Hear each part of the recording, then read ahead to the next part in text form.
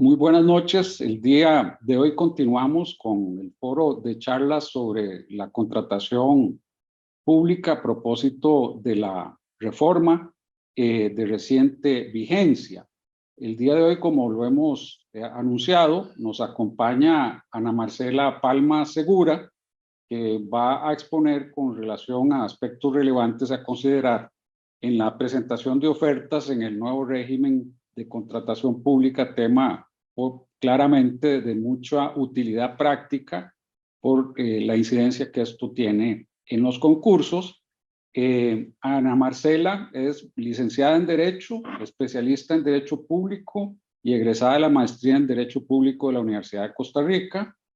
Es además máster en Contratación Pública por la Universidad de Castilla-La Mancha de España, especialista en Contratos Públicos por la Universidad a Distancia de Madrid, España, y ha laborado en instituciones públicas, entre ellas en la Contraloría General de la República. Tiene más de 25 años de experiencia en materia de compras públicas y capacitadora y facilitadora de cursos desde el año 2000 en materia de contratación pública, de modo que, como ven, es una persona con sobrada capacidad para exponernos sobre un tema de tanta relevancia y que por eso le solicitamos que participara y muy amablemente sacrifica tiempo de su escaso espacio de ocio para donárnoslo acá en este grupo de estudio. Así que pues que sea de mucho provecho para todos ustedes. Vamos a estar grabando y será transmitido en diferido porque Ana Marcela pues está viviendo en España, de modo que por la diferencia horaria no era posible hacerlo en vivo. En todo caso, le voy a dejar a usted, Ana Marcela, el espacio para que exponga sobre el tema que usted muy amablemente nos aceptó exponer el día de hoy y pues al final de la exposición suya haremos algún intercambio breve de ideas sobre este tema de tanta relevancia, de tanta importancia práctica. Muchísimas gracias, don Aldo. Pues para mí es un gusto haber recibido la invitación por parte suya y de don Jorge en este grupo que cada vez toma más relevancia, ¿verdad? En el entorno jurídico costarricense y se vuelve más visible, y yo agradezco la oportunidad de poder dar mi aporte con mucho gusto sobre un tema además que me apasiona, un tema que creo que además es importante, y posiblemente, le comentaba a don Aldo, la mía sea una charla un poquito diferente, tal vez más alejada de algunos, digamos, de una naturaleza más jurídica como se esperaría, pero he querido incorporar elementos prácticos dadas justamente mis preocupaciones a raíz de la experiencia y de lo que está pasando en el día a día, ¿no? Entonces, además tomando en cuenta que nuestro público meta, sobre todo son colegas abogados, pues a mí me gusta enfocar esta charla desde la perspectiva de que nosotros como asesores jurídicos tenemos de alguna manera la obligación, nos corresponde, entramos en el rol de ser de alguna manera asesores y traductores, sobre todo, si se quiere, de la información que recibe nuestros clientes en el ámbito de la contratación pública, de la administración, por ejemplo, y que muchas veces ellos no entienden, no saben qué es lo que está pasando, ¿verdad? Entonces, a mí me gustaría enfocar esta charla desde esa perspectiva, cómo podemos ayudarles a entender, y vamos a comenzar posiblemente mencionando cosas que parecieran o que podrían pensarse que son muy obvias, ¿verdad? Pero yo he ido aprendiendo que en esta materia no hay nada que realmente resulte obvio, o que no podemos dar por sentado ciertas cosas que, aunque creamos que son básicas, al abrirse también el mercado de la compra pública, actores nuevos o tratando de incorporar actores como por ejemplo podrían ser las pymes, se hace necesario repasar algunos conceptos elementales para que ellos sepan cómo funciona este sistema. Y entonces, bueno, desde esa perspectiva y con el agradecimiento por la invitación y con muchas ganas de compartir con ustedes mis perspectivas, un poquito de la visión que tengo sobre la materia, pues comenzamos diciendo que el ciclo de la compra pública, en realidad, de un modelo o de un régimen jurídico a otro, es el mismo, ¿verdad? Los pasos generales siguen siendo los mismos, la identificación de una necesidad, y esto dentro del proceso de planificación institucional que supone no solo identificar lo que se necesita, sino cómo comprarlo, determinar cuánto cuesta, verificar quiénes lo pueden vender, de quiénes lo podemos obtener, hablando desde la perspectiva de la administración. Eso nos lleva a su vez, a que la administración luego defina los requerimientos y especificaciones en el pliego de condiciones. Ciertamente, en cada una de estas etapas de este ciclo de compra, vamos a ir viendo que hay nuevas reglas, ¿verdad? Según la etapa del procedimiento, nuevos pasos que tendrá que hacer la administración y que en algunos casos también repercuten o tienen incidencia en lo que uno como potencial oferente o como contratista, según la etapa del procedimiento, haga o pueda hacer, ¿verdad? Y sí vamos a ver que hay nuevas reglas. En este ciclo de la compra, pues una vez que se han definido los requerimientos y las especificaciones y que se materializan en el pliego de condiciones, ahí pues ya tenemos la apertura formal del concurso, que una vez que se reciben las ofertas permite esa comparación de propuestas para poder determinar cuál es aquella que mejor satisface el interés público, lo que nos lleva a la adjudicación y posteriormente a la formalización del contrato con todo lo que ello supone para caer en la tan añorada, si se quiere, etapa ya de la ejecución del contrato y su fiscalización. Esto es un resumen muy básico de lo que sería el ciclo de la compra, que en términos generales no cambia como ciclo, pero donde sí vemos nuevas reglas en la etapa del procedimiento. También vamos a ver que hay nuevas motivaciones más allá de la gran motivación y que tiene mucha relevancia, lógicamente, que es la satisfacción del interés público, pero más allá de eso, ahora también se asocia el cumplimiento de objetivos estratégicos. Vamos a ver que hay en el panorama también nuevos actores con nuevas responsabilidades, como podría ser la Dirección de Contratación Pública y la Autoridad de Contratación Pública. Y desde mi punto de vista, esta es una percepción tal vez muy personal, se sube el perfil tanto de las administraciones contratantes. Recordemos que se introduce con la nueva ley el tema de la profesionalización, que va a obligar a la acreditación de unidades de compra, por ejemplo, ¿verdad? Y que incluso va a llevar a que el personal que trabaje en la materia de contratación tenga un cierto nivel de capacitación ya certificada, ¿ya? Ahí se está subiendo el perfil de las administraciones contratantes, de quienes manejan el proceso de compra, y también desde mi punto de vista, y es algo que a veces no se tiene posiblemente tan claro, sí se está subiendo el perfil de quienes le venden a la administración, de los futuros contratistas, ¿verdad? Y eso es algo a tomar en cuenta a la hora de plantearnos el participar en un procedimiento de contratación. Por lo tanto, todo esto representa nuevos retos para todos los que intervienen en este gran ecosistema, ¿verdad? Y ahí nos falta mencionar, pues, posiblemente actores como los ciudadanos, que al final son el centro de todo, pero hoy nos vamos a quedar concentrados en el tema de la oferta, de los potenciales oferentes, y de alguna forma también tocaremos algunos temas del contratista, porque todo va en prospección, ¿verdad? En este ciclo de la compra hay que ir viendo hacia el futuro desde el inicio. Y entonces, bueno, yo he querido perfilar esta presentación a partir de 3 elementos a considerar, que creo yo que nosotros, si estamos asesorando a personas interesadas en participar en los procesos de contratación, los deberíamos orientar sobre 3 líneas básicas, considero yo. Una, las condiciones que yo llamé de base general, lo elemental, diríamos, que es lo que hay que conocer, ¿verdad? En esta materia, si uno quiere tener alguna oportunidad de entrar con éxito en este gran mercado. Lo segundo, lo que yo llamo unas condiciones estratégicas y de competencia, que ahora comentaremos, vamos a ver por qué un poco las denominé así.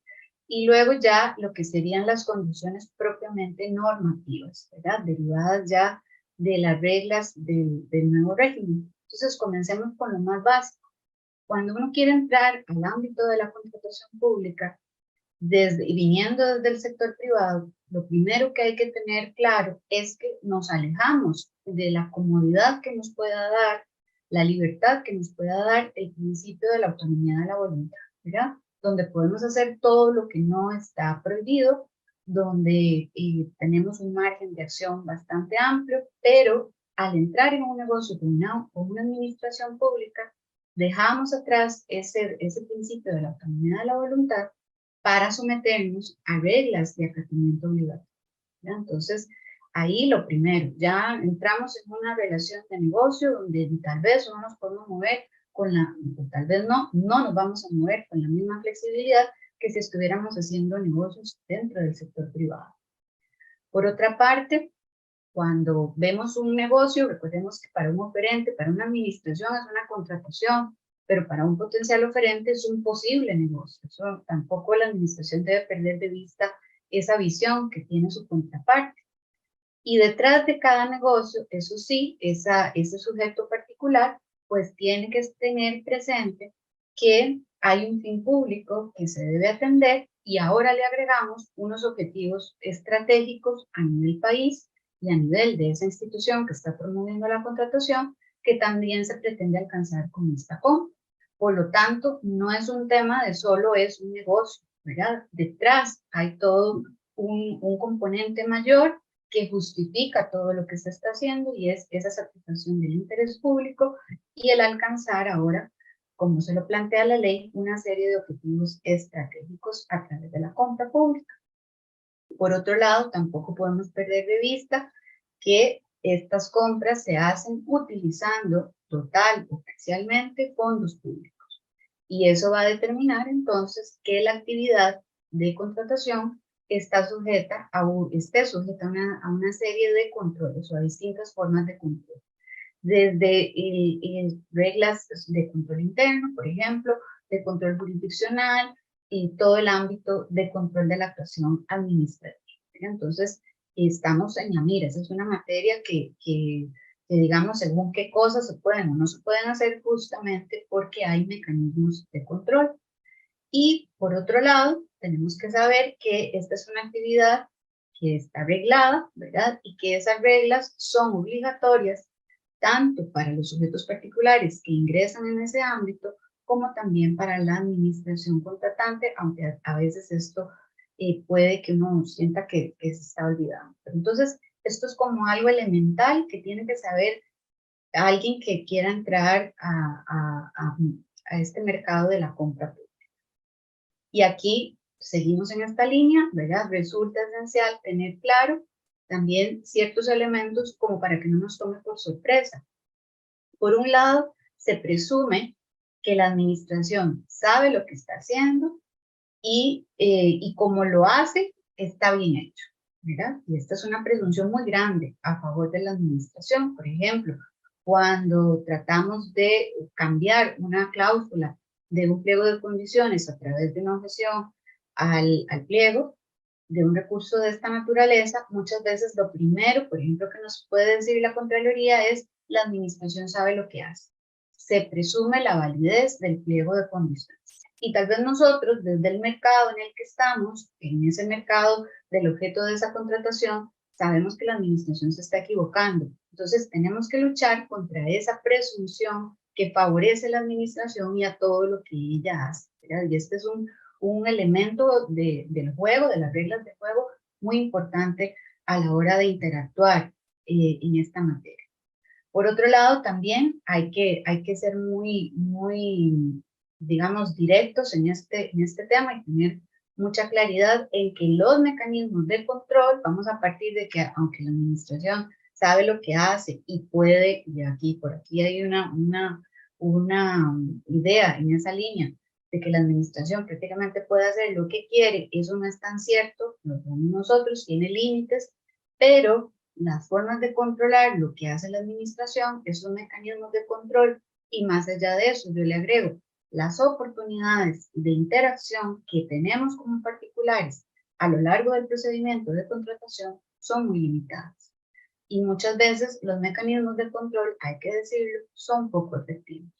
Por las distintas regulaciones que hay, vamos a profundizar posiblemente más adelante un poco más, vamos a ir viendo que estos mecanismos de control son bastante limitados. Entonces, aunque entremos con mucho ímpetu al proceso de contratación y digamos esto, la administración no lo puede hacer o no lo debe hacer, la práctica nos demuestra que muchas veces esto queda, se vuelve secundario, ¿verdad?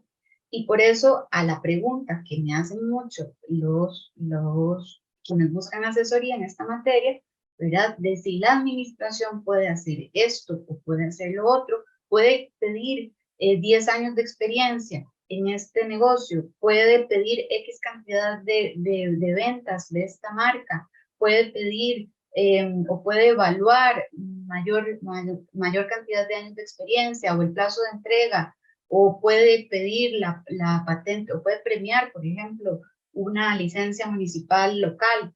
La respuesta casi siempre es sí, ¿verdad? De hecho, hay que partir de que la administración tiene, vamos a decirlo así, la sartén por el mango, ella conoce, se supone, y sabe lo que está haciendo, y entonces ella puede. Nosotros tenemos que rebatir, tenemos que demostrar que se está equivocando o que se está excediendo en lo que está pidiendo, ¿verdad? Y esa es una condición que de entrada tenemos que saber.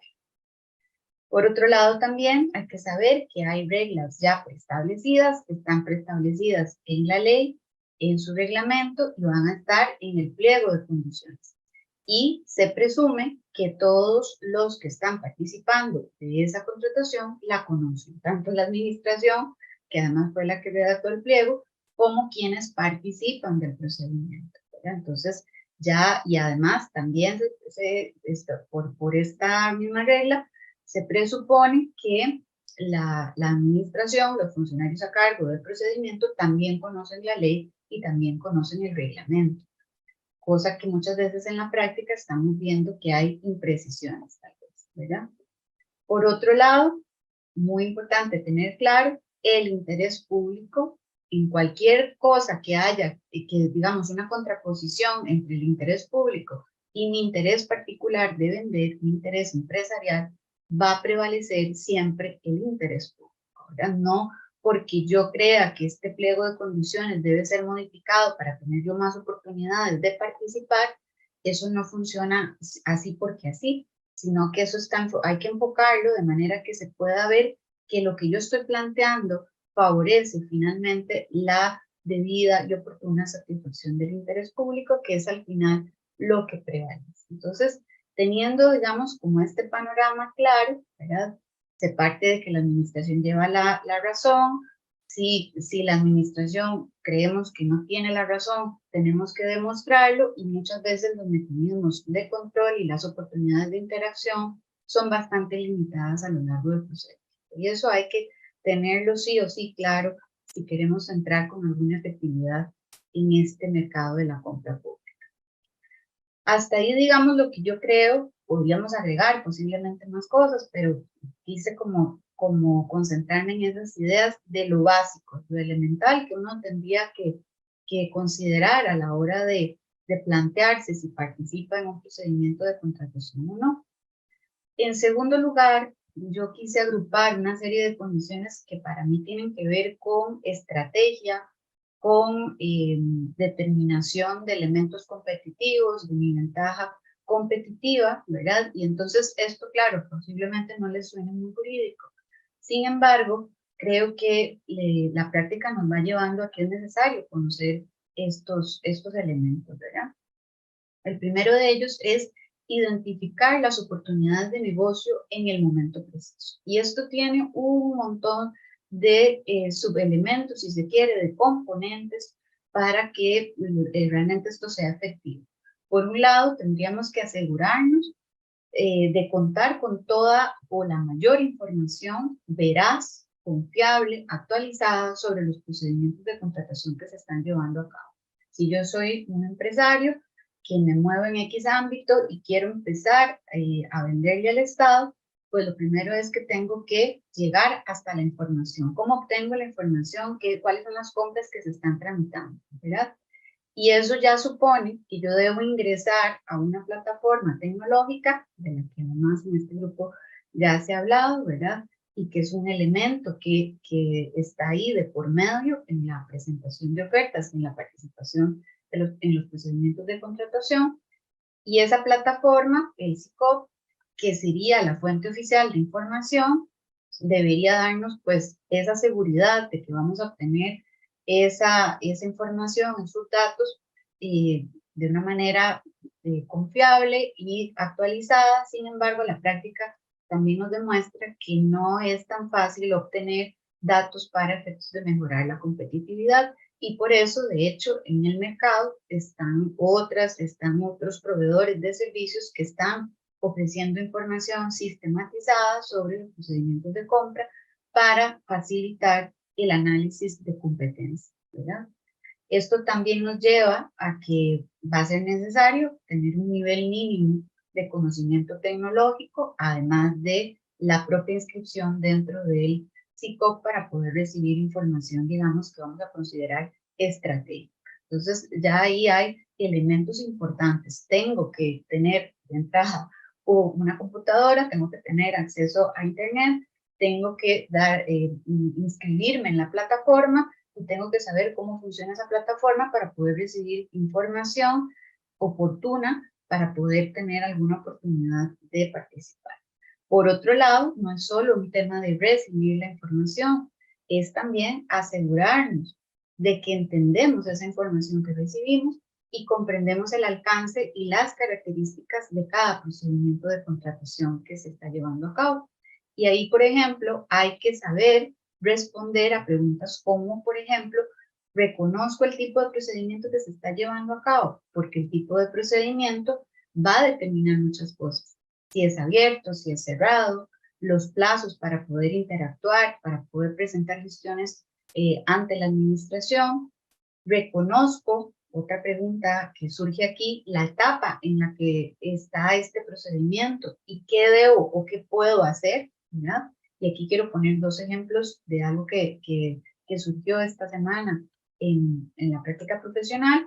Por ejemplo, un caso de una empresa que no participó, recibió una invitación para participar en un estudio de mercado, y al no entender muy bien, como esto es algo bastante más novedoso en esta ley, ¿verdad? La etapa de los estudios de mercado y sondeos que se reforzó muchísimo y que prácticamente se deben hacer para todos los procedimientos, pero la gente como que no está entendiendo qué hay que hacer, si es bueno contestar, si yo doy el precio en esta etapa, luego entonces cómo voy a ser competitivo si ya todo el mundo sabe lo que yo voy a cobrar, ¿verdad? Hay muchas dudas al respecto del tema del estudio de precios. Entonces, en este caso en particular, esta empresa decide no participar en el estudio de mercado y luego se da cuenta, porque recibe la información del SICOP, que la administración digamos, los elementos que obtuvo de este estudio de mercado,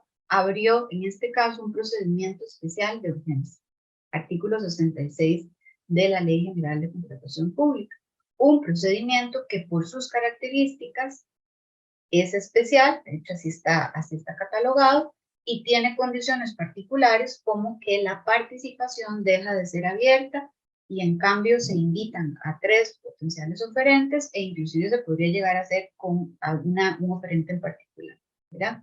Claro, y entonces esta empresa que no participó en el estudio de mercado luego ve como otros, como la administración, abre el procedimiento especial de urgencia invitando a 3 que habían participado en ese estudio de mercado. Entonces la consulta es, ¿puede la administración hacer eso? ¿Cómo escogió a esos 3? Bueno, la respuesta está en, escogió a esos 3 justamente partiendo de la base del estudio de mercado. De hecho, ahí la administración, desde mi punto de vista, hace lo correcto. Esta empresa perdió una oportunidad, al menos de ser llamado, y en este procedimiento de urgencia la participación es cerrada, solo podrán participar estos 3 invitados, y esta empresa, al no entender en qué consistía este estudio de mercado, que suponía, ¿verdad? Ciertamente, el no participar en el estudio de mercado no tiene un castigo, no debería tener un castigo, pero también hay que ver que si la administración abre el estudio de mercados para conocer qué hay ¿quién le puede ofertar esto? Y en este caso, la no respuesta de esta empresa, que sí fue invitada a participar en el estudio de mercado, le supone a la administración o una falta de interés o una imposibilidad de ofrecer lo que ella está buscando. Por lo tanto, luego toma la decisión de abrir un procedimiento especial con las justificaciones que tendrán que quedar acreditadas en el expediente para sostener la condición de procedimiento especial de urgencia, pero ya, digamos, no se le puede cuestionar el que no haya invitado a esta empresa que no quiso participar en el estudio de mercado. Participación en el estudio de mercado es completamente voluntaria, formalmente no tiene consecuencias, pero a nivel práctico podría pasar eso, ¿verdad? Eso obedece a el tema de no conocer la etapa en la que está el procedimiento y no saber qué implicaciones puede tener esto para la competencia, en este caso, y mis posibilidades de participar y de ganar esa contratación. Otra pregunta que puede surgir aquí es si soy consciente, si reconozco, si soy capaz de establecer si falta información relevante para poder presentar la oferta. O, por ejemplo, si se están incumpliendo requisitos mínimos de trámite, si el plazo que la administración está dando es insuficiente con respecto al tipo de procedimiento, si no se están respetando las etapas, por ejemplo, de objeción y aclaración, que es importante, y en el tema de la información relevante para presentar la oferta, me está dando la administración todos los elementos para poder realmente presentar una buena oferta o faltan datos, ¿verdad? Eso depende entonces de esa información. Ahí, por ejemplo, y ligando esto al tema que hablábamos antes de las limitadas oportunidades que tenemos para interactuar con la administración, está pasando también otras situaciones como que los potenciales oferentes identifican que la administración está haciendo una mala estimación del objeto de la contratación, por ejemplo. Y entonces, ¿cómo hacerle llegar esta información a la institución que promueve el concurso? ¿Verdad? Si yo, que conozco el mercado, sé que esa estimación que está haciendo, y es que aquí también tiene que ver con que la etapa del estudio de mercado podría estar falseada por la misma gente que participa, ¿verdad? Entonces, ahí puede haber un tema justamente de cómo le hacemos llegar esta información tan valiosa a la administración.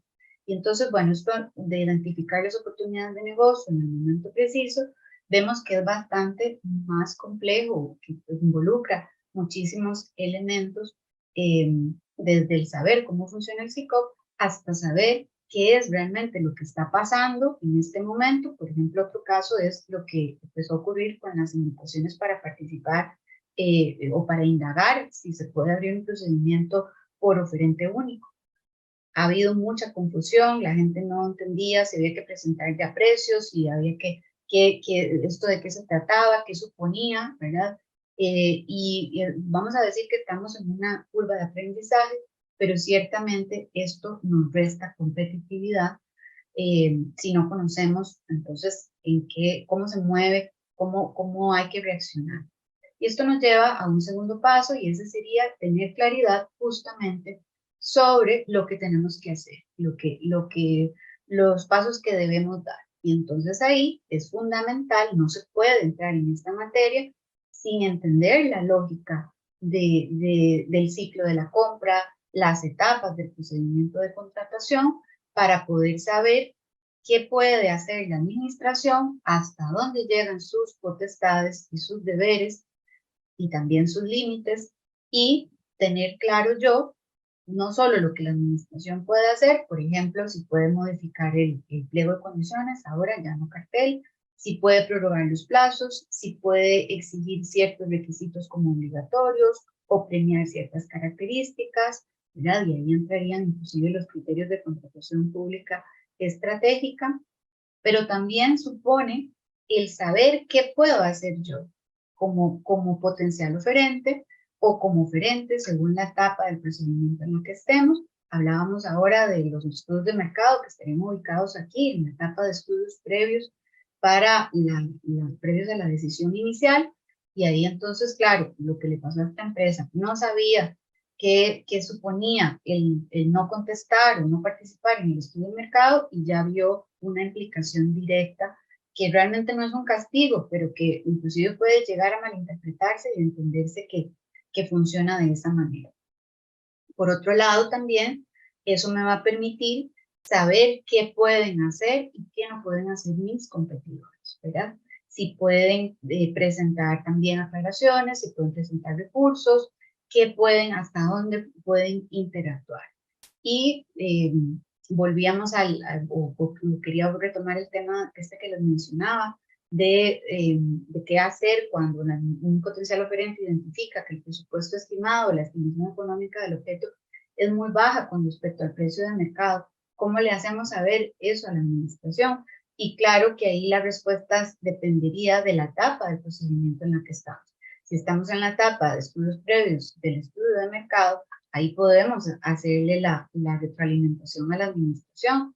Pero si ya esa etapa pasó, ya está publicado el pliego, ya está la estimación ahí, ya se determinó incluso el tipo de procedimiento en función de esa estimación económica, ahí el instrumento que quedaría eventualmente es la solicitud de aclaración, si lo sabemos plantear, o eventualmente un recurso, un recurso de objeción, pero nos podríamos topar con el elemento de que el recurso sea rechazado, porque muchas veces el análisis que se hace de esta herramienta es muy formal y prácticamente si uno ve, por ejemplo, algunos criterios de la Contraloría, si no se invoca o no se defiende y no se demuestra, no solo se invoca y se defiende, no se demuestra una limitación a la libre concurrencia o a la igualdad de trato, no me permiten manifestar o no le dan valor a lo que estamos planteando, por más real que sea, ¿verdad? Y he visto varios casos así,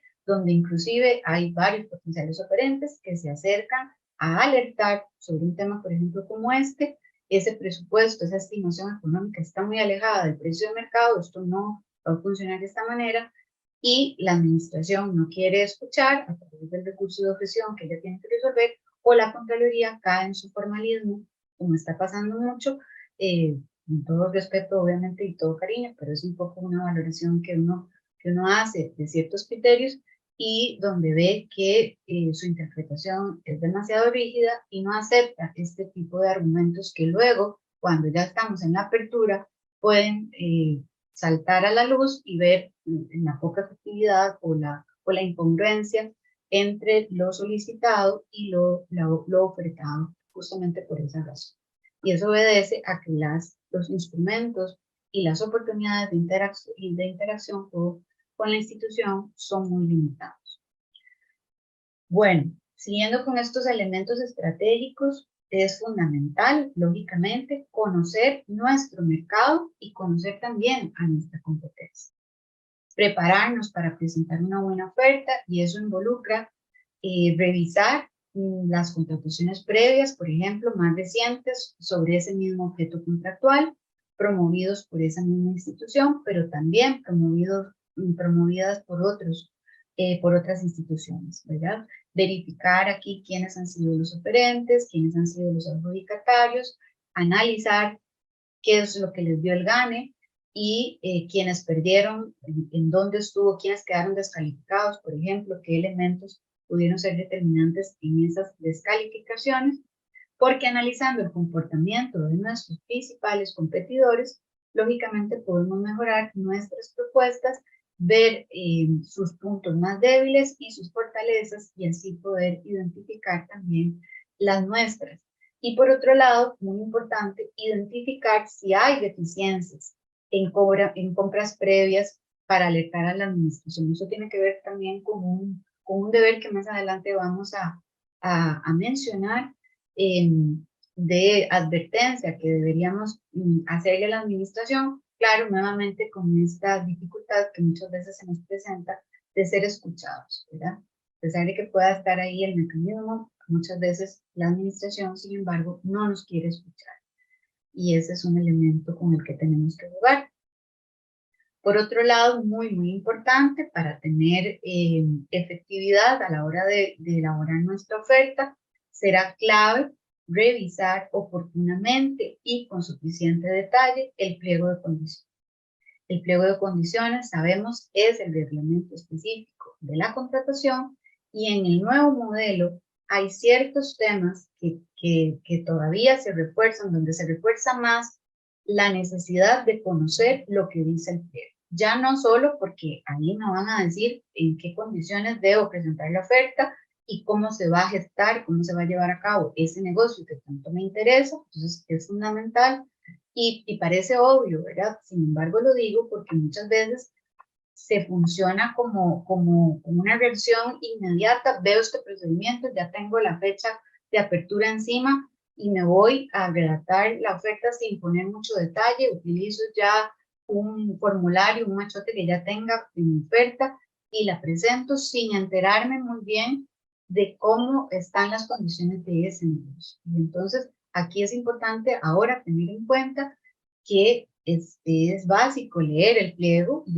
vean que digo oportunamente, ¿verdad? Y con suficiente detalle. ¿Por qué? Porque de eso dependerá la forma en la que yo vaya a estructurar mi oferta y ahí luego vamos a profundizar en esto, tomar en cuenta el principio de participación única, tomar en cuenta cómo vamos a participar, si en consorcios, si vamos a optar por apoyarnos en subcontratistas, cómo vamos a plantearnos el precio, eventuales o posibles descuentos, cómo tiene que estar nuestra estructura. A esto nos va a permitir además identificar esas barreras injustificadas a la libre participación y a la igualdad de trato, ¿verdad? O factores de ponderación que no estén diseñados de una forma proporcional, o que resulten inaplicables o no trascendentes. Ahora, muy importante, me parece que esto lo explicó muy bien Daniela Ortega en la charla anterior, el identificar los criterios de contratación pública estratégica que puedan venir sin el respectivo respaldo y sustento técnico que ahora la normativa exige. No es la administración puede y debe incorporar criterios sociales, económicos, ambientales, de innovación, de promoción de la participación de pymes, pero eso hay que hacerlo con criterio técnico, ¿verdad? Y requiere un proceso de investigación de mercado previo. Si ese proceso de investigación de mercado previo no queda acreditado en el expediente, ahí hay un elemento para actuar. Inmediatamente tendríamos que objetar el pliego, decirle a la administración dónde está el estudio que respalda el que usted haya pedido la patente municipal local, ¿verdad? O la licencia municipal. ¿Dónde está el estudio que demuestra que aquí que está justificado el pedir un X porcentaje o evaluar un X porcentaje para una empresa que tenga una determinada cantidad de personas mayores de cierta edad o con alguna discapacidad? ¿Dónde está el análisis que respalda la incorporación de esos criterios? Por otro lado, y muy importante, y esto es esencial, y este es uno de los temas en los que posiblemente hasta ahora ya se empieza a tomar conciencia de la importancia que esto tiene, en el pliego de condiciones deben venir bandas de tolerancia para el futuro análisis en la etapa de estudio de ofertas de razonabilidad del precio. Es decir, que aquellos elementos de precio inaceptable, que serían precio ruinoso, precio excesivo, precio que excede del contenido presupuestario, básicamente, y luego está el cuarto, de fijado en condiciones de competencia desleal, pero ese lo dejamos un poquito de lado, pero sobre todo el excesivo y el ruinoso, la base para entender cómo la administración va a justificar y a comparar las ofertas en ese primer análisis de razonabilidad que tiene que hacer antes de someter el precio al sistema de evaluación, esa base está en el pliego de condiciones. Y es muy importante conocerlo porque de eso dependerá mi análisis de qué precio voy a cotizar yo, ¿verdad? Entonces, esto es fundamental. Lo mismo que el mecanismo de mejora. ¿Hay contemplado un mecanismo de mejora de precios? ¿Bajo qué reglas se va a llevar a cabo ese mecanismo? Si no conozco esto, entro a ciegas al procedimiento. Y ya luego cuando quiero interactuar, si me doy cuenta que el análisis de razonabilidad de precios se basaba en unas bandas de tolerancia que estaban fijadas en el pliego, yo no me di cuenta cuál era el mínimo y cuál era el techo y coticé, por ejemplo, por debajo de ese mínimo, me arriesgo a caer en un escenario de precio ruinoso. Hay elementos ahí que hacen digamos, la descalificación no es automática o inmediata, porque la administración tiene que hacer si se quiere, un segundo análisis eventualmente, pero ya aquí hay las bandas de tolerancia con respecto al precio, ya hay un primer indicador con respecto al tema de la razonabilidad, que lógicamente es esencial conocer antes de presentar la oferta. Y además que determina en mucho si debo o no reaccionar. Y ese es el siguiente paso, saber cómo reaccionar oportunamente y ante quién. Es esencial desde mi punto de vista no desgastarnos de forma innecesaria y ser realmente efectivos, además, lógicamente, de demostrar nuestra buena fe en el negocio, ¿verdad? Y por lo tanto ahí tendríamos que estar claros en cuándo es más oportuno intervenir en el procedimiento, cuándo se puede intervenir y cuándo es mejor dejarlo de lado porque aquello no va a tener ningún resultado positivo. Y entonces ahí volvemos, vean que todo se va entrelazando al conocimiento que ya tengo de la normativa, de las etapas del procedimiento y de las reglas jurídicas, que me pueden reconocer o no el derecho o la posibilidad de intervenir. Por ejemplo, en esto volvemos al caso del estudio de mercado o de las audiencias previas, solicitudes de aclaración, el recurso de objeción. Por ejemplo, si me doy cuenta que esas bandas que la administración está poniendo de tolerancia para el precio no tienen nada que ver con la realidad del mercado, pues tendríamos que tratar de gestionar a través del recurso de objeción para que la administración revise y reconsidere si esas bandas están bien o no, ¿verdad? Lógicamente, nos devolvemos entonces a el comentario que hacíamos de muchas veces lo limitados que son estos mecanismos, pero al menos saber que podemos interactuar, prácticamente quedarnos con la conciencia tranquila de que lo hemos hecho, que hemos reaccionado oportunamente, ¿verdad? Y así a lo largo del proceso. Hablábamos aquí de las etapas previas, pero también puede ser ya una vez que el acto final es adoptado o durante la etapa de estudio de oferta, muy importante con el tema de las subsanaciones, que también veremos más adelante. Entonces, tenemos que saber cómo reaccionar y ante quién reaccionar también, ¿verdad? Esta gestión será ante la propia administración, esta gestión será ante la Contraloría General de la República. ¿Hay algo en lo que la Dirección de Contratación Pública me pueda ayudar o puedo ir a quejarme a la Dirección de Contratación Pública, por ejemplo, ya que es un nuevo actor y hay ahí, o el SICOP, RAXA como administrador del SICOP, me puede dar algo de información o me puede apoyar? Y de hecho, RAXA como administrador del SICOP como tal, digamos, administrador de la plataforma, pues también podría tener participación. Debo saber cómo reaccionar. Si, por ejemplo, me están diciendo que la oferta no estaba firmada porque no llevaba el certificado de firma digital puesto en algún documento adjunto, ahí pudiera ser necesario ir a RAXA y pedir una certificación de que mi oferta iba firmada porque yo la envié entrando al sistema con mi firma digital, con mi usuario, y quedó correctamente enviada, pese a que la administración no lo está tomando así.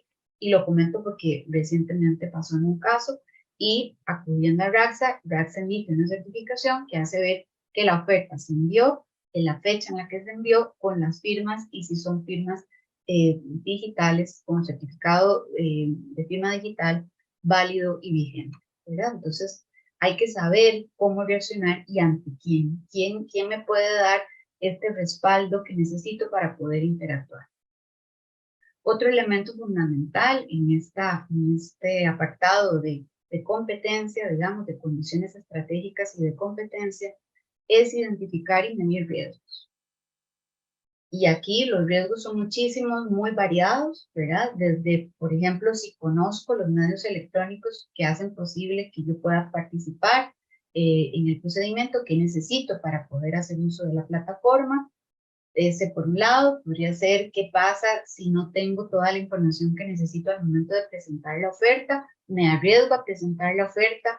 Ahí tengo que recordar que habrá una única oportunidad para subsanar bajo el principio que establece el artículo 50 de la ley y que entonces tengo que estar atento a la etapa de subsanación porque además puede ser que la administración ni siquiera me pregunte por eso que a mí me hace falta, que yo sé que me hace falta, y no lo hago llegar esperando a que la administración me pregunte por eso, y la administración ni lo vio porque tiene tan poquito tiempo para revisar ofertas y mandarle a subsanar a todos lo que les haga falta, que el artículo 50 ya dejó previsto que tendremos que contestar en subsanación lo que nos pida la administración y todo aquello que sabemos que nos hace falta en la oferta. Y quién mejor que nosotros para conocer la oferta y lo que no está del todo apegado al pliego. Un documento que falte, por ejemplo.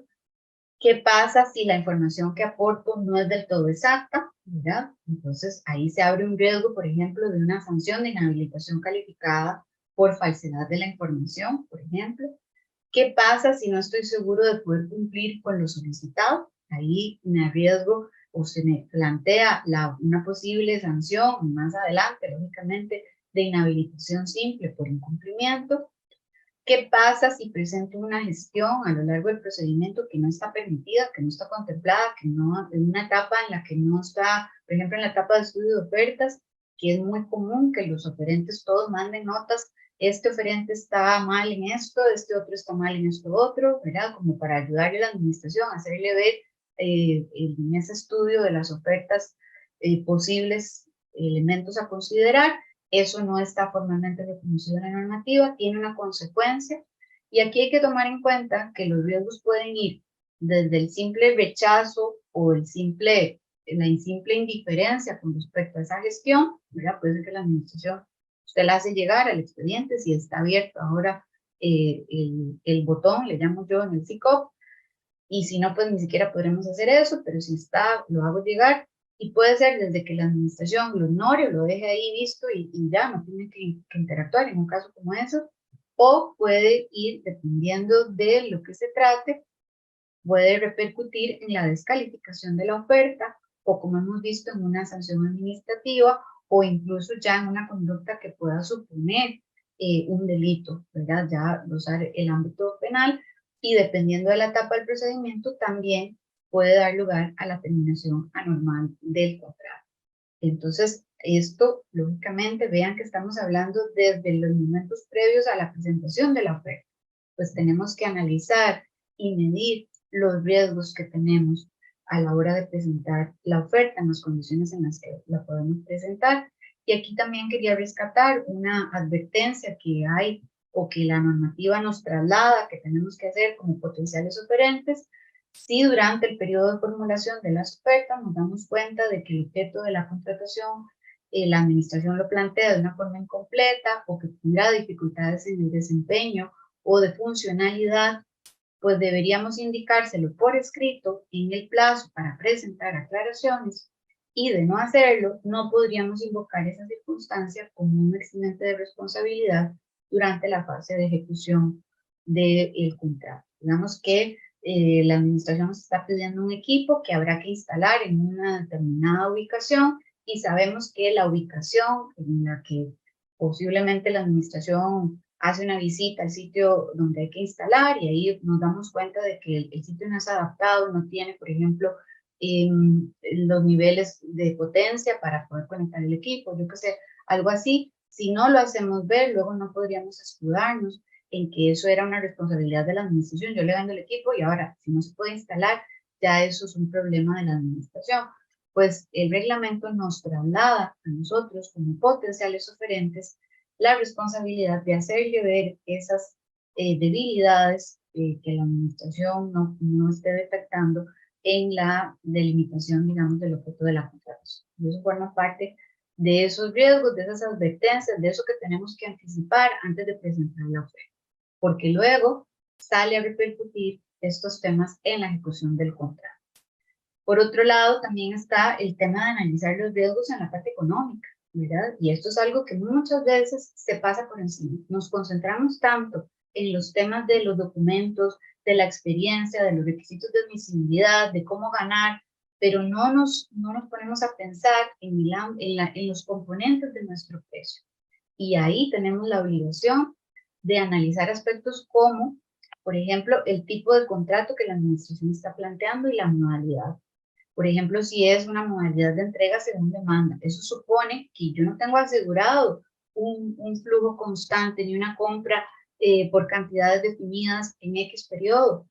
Y si no está claro, eso es algo que tendré que solicitarle a la administración que lo diga, que me establezca bien cuáles son las condiciones de ese negocio.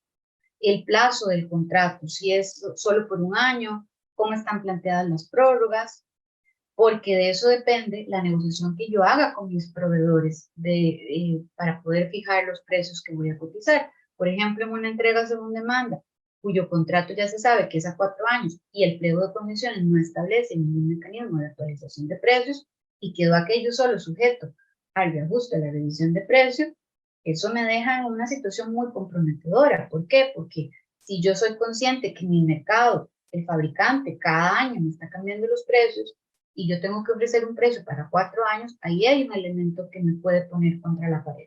Y eso posiblemente muchas veces la administración no entra en esos detalles y yo, que soy quien estoy interactuando en ese mercado, tendría que ser quien se lo haga saber a través de la objeción o de la solicitud de aclaración.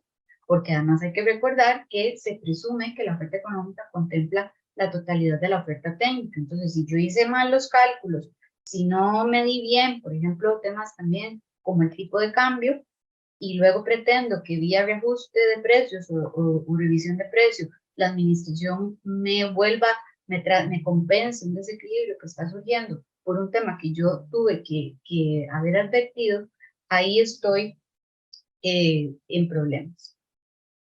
Pues muy bien, continuamos entonces. Ya ahora vamos a hablar propiamente de aquellas condiciones a considerar en la presentación de ofertas que ya sí pasan al plano de lo que llamaríamos lo que la normativa establece.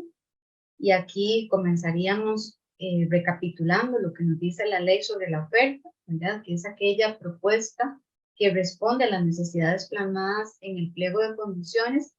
Y muy importante tener en cuenta que la sola presentación ya se entiende como la manifestación de voluntad de contratar con pleno sometimiento al ordenamiento jurídico, a las condiciones definidas por la administración y al cumplimiento paralelo de las obligaciones de la seguridad social y todas las demás que vienen junto a este compromiso de la presentación de ofertas. Es decir, que desde que ya damos el paso de depositar la oferta en el SICOP, ahí tal vez sí hay que aclarar que antes de la apertura podríamos liberarnos de ese compromiso retirando la oferta, ¿verdad? El sistema nos va a permitir bajar la oferta si se quiere antes de la fecha de apertura, pero una vez que la apertura se hace efectiva en la fecha y hora marcada por la administración, todos nuestros compromisos como oferentes se materializan y entra en vigor todo esto que nos dice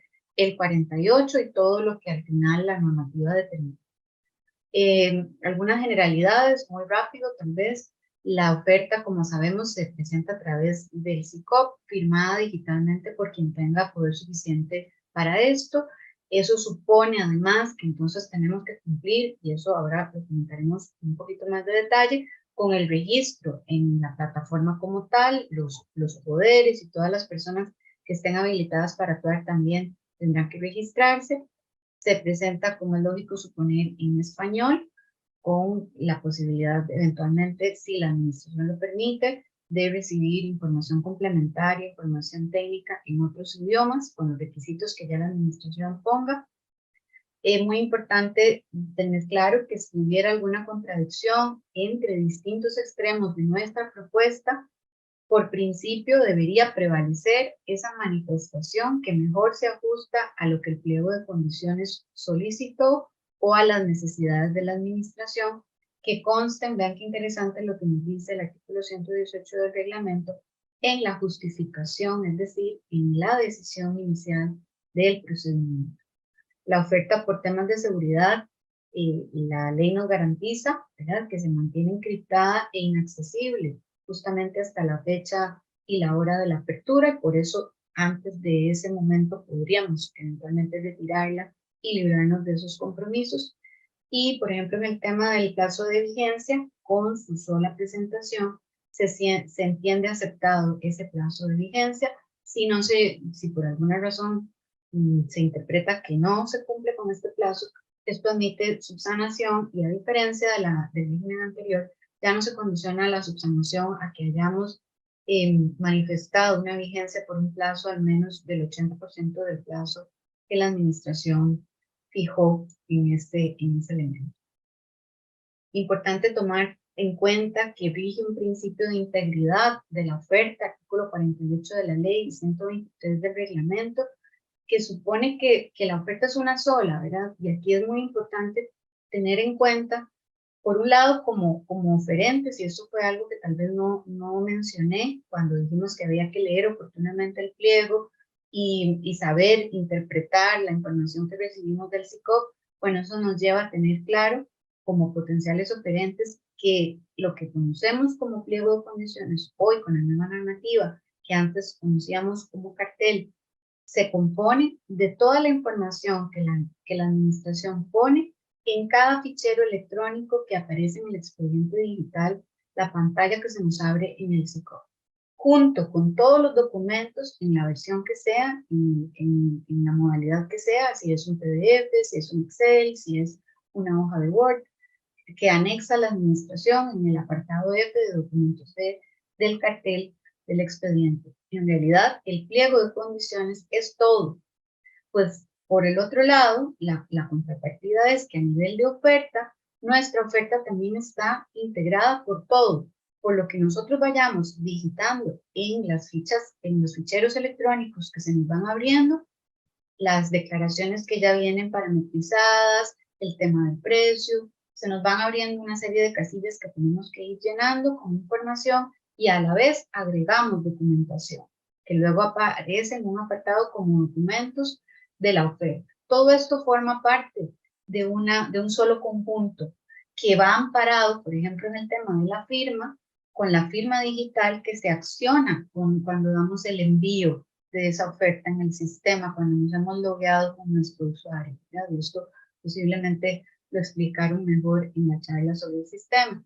Pero ahí ya va apoyado, es decir, que cada uno de los documentos que anexamos no tiene que llevar en sí mismo un estampado de la firma digital, ¿verdad? Eso sería un formalismo excesivo desde mi punto de vista. Sin embargo, hay administraciones que caen como en ese error, olvidándose de este principio de la integridad de la oferta, que en realidad hace que tenemos que considerar oferta todo, lo que está en el fichero electrónico más lo que subimos como anexos. Y bueno, y ahí incluye también el componente económico. Obligaciones generales que la ley plantea para oferentes y para contratistas, perdón.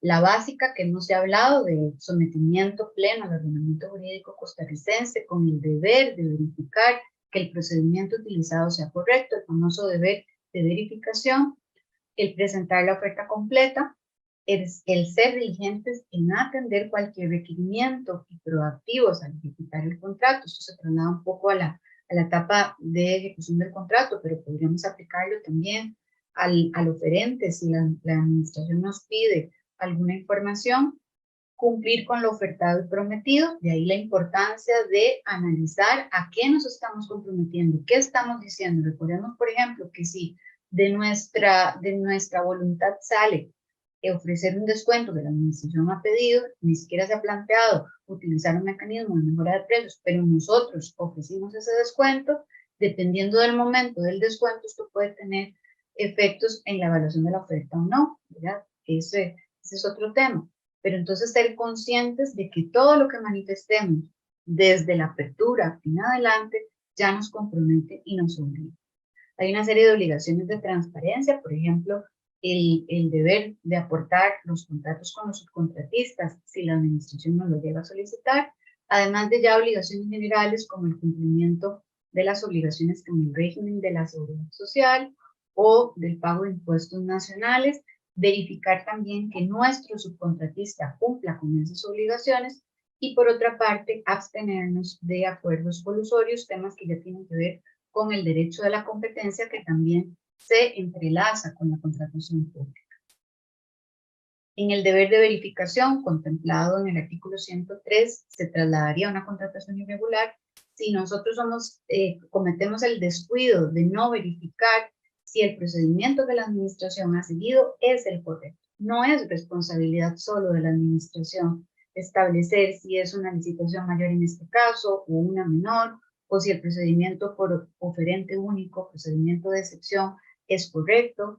Podríamos incurrir en una contratación irregular si nos descuidamos con respecto a este deber de verificación o si nos da igual entender o no entender el régimen de prohibición. Por ejemplo, esos son los 3 escenarios que la nueva ley plantea para una contratación irregular, contratación que se materializa el castigo, la consecuencia de esa contratación es un castigo económico a nivel del contrato, no me pagan a título de pago como normalmente sería, sino como una indemnización reconociendo a la administración lo ejecutado, pero restándome la utilidad, y ese sería mi castigo, por decirlo así, por este descuido elemental en esta materia. Y bueno, aquí muy rápido los tipos de oferta que la normativa reconoce, en consorcio, en conjunto, esta última tiene que ser autorizada expresamente en el pliego, lo mismo que la posibilidad de presentar ofertas alternativas, como reconoce el 125 del reglamento. Ahora, y ya como para ir aterrizando más en esos aspectos a considerar para la presentación de ofertas que la normativa nos impone. Por un lado, vamos a encontrar requisitos que tienen que ver, que condicionan, requisitos generales que condicionan nuestra participación. Y vamos a encontrar la inscripción previa en el registro oficial de oferentes y de subcontratistas. Esto tiene mucha relevancia y se está descuidando un poco este tema. Ahora les cuento un caso que recientemente acabo de ver. El cumplimiento de o resguardar el tema del régimen de prohibiciones, que es un régimen con una cierta complejidad y al que hay que ponerle cuidado. Podríamos estar incurriendo en una prohibición sin darnos cuenta y eso va a tener una repercusión en el contrato y podría tener una repercusión directa también en nuestra condición de oferente con una eventual sanción. Lo mismo que el régimen sancionatorio, si tenemos una inhabilitación para participar en procedimientos, pues esto va a condicionar nuestra participación. Por otro lado, vamos a ver requisitos derivados de la normativa general. Esta es una clasificación que yo he hecho como para hacer más didáctica la comprensión, ¿verdad? De todo el cúmulo de cosas que tenemos que tener presentes a la hora de decidir si vamos a participar o no. Y ahí vamos a encontrar deberes generales respecto a las reglas de contratación, que vamos a ver las más importantes. Luego, deberes éticos de probidad y de transparencia. Hay una serie de deberes justamente en esta materia que pueden incluir desde cosas muy generales como actuar con probidad, generales pero muy importantes, hasta ya con manifestaciones más concretas como la necesidad de presentar en la oferta, por ejemplo, una aceptación a un código de conducta que tenga la administración o cosas por el estilo, compromisos anticorrupción, ¿verdad? Y los deberes con el régimen de seguridad social que ya hemos mencionado, o el pago de impuestos, y ya algunos más concretos que tienen que ver con la participación como tal, por ejemplo, el principio de participación única, que ya está dando también mucho de qué hablar. Lo mismo que los límites a la subcontratación. Y luego no podemos dejar de lado, por supuesto, los requisitos ya propios del procedimiento en particular, de esa contratación que tiene su propio reglamento, que es el pliego de condiciones, donde nos va a tocar revisar qué es aquello de que en específico se nos pide para acreditar las condiciones que garantizan nuestra idoneidad como futuro contratista y que hacen que nuestra oferta termine siendo la mejor y la adjudicataria. Y aquí también irían cualquier otro tipo de obligaciones que estén relacionadas con el tipo de negocio, la actividad lucrativa, el contrato. Y aquí muy importante, esto con independencia de si el pliego de condiciones no se lo dice o no. Y aquí el caso típico, por ejemplo, puede ser la licencia municipal, la licencia por actividades lucrativas que impone el pago de una patente, ¿verdad? Y que muchas veces la gente se sorprende, me están pidiendo la patente, dicen popularmente, ¿verdad? ¿Y por qué? Si esto, ¿verdad? Bueno, porque esa es una actividad lucrativa que requiere una licencia y esto ya viene del Código Municipal, de la ley específica de esa municipalidad que grava esa actividad lucrativa y que repercute en los requisitos que yo debo demostrar que cumplo en esta contratación. O puede ser inclusive un título habilitante de SUTEL, si hay un tema de telecomunicaciones, por ejemplo, o una inscripción en el colegio profesional.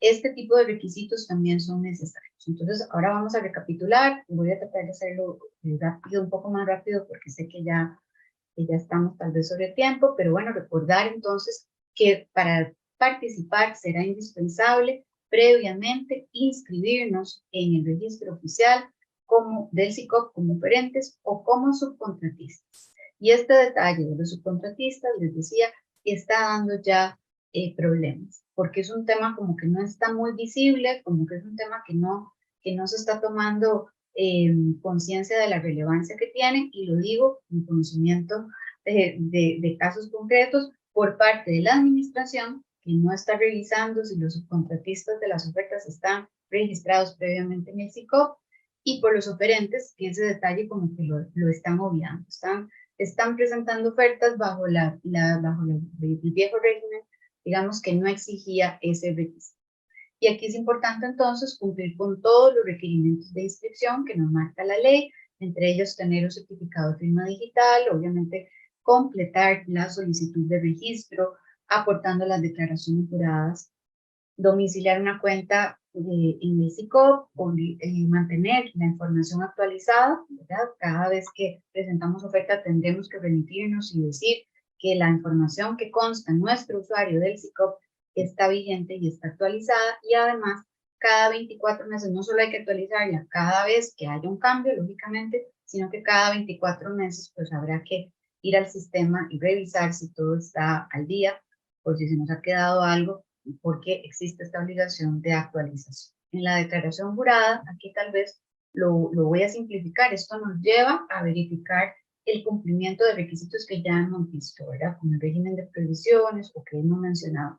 El tema de que no tenemos impedimentos para participar.